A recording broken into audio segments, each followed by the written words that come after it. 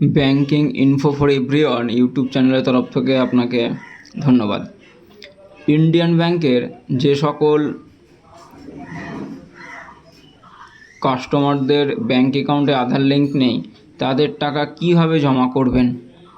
তাদের টাকা জমা করার নিয়ম হচ্ছে, আপনি আপনার সিএসপি যে আইডি সেটি লগ ইন করার পরে প্রথমে দেখতে পাচ্ছেন এইপিএস, তারপরে এসএসজি দলের যেটা, তারপরে যে টিপিডি থার্ড পার্টি ডিপোজিট, আপনি থার্ড পার্টি ডিপোজিটে ক্লিক করবেন।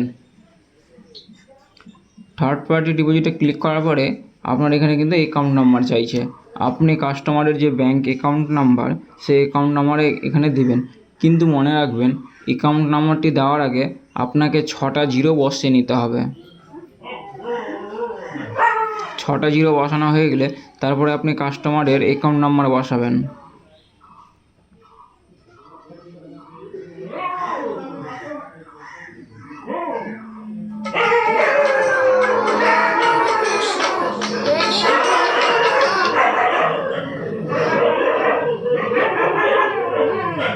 তারপরে ঘরেও সেমভাবে 6টি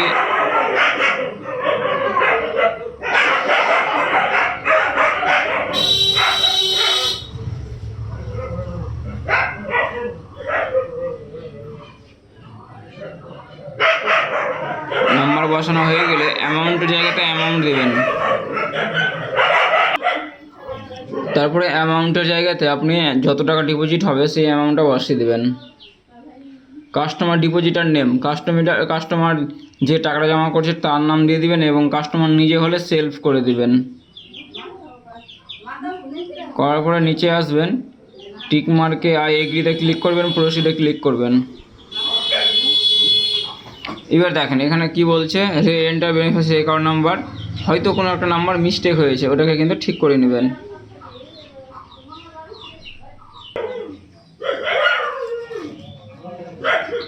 TPD transaction amount is 3,000 rupees.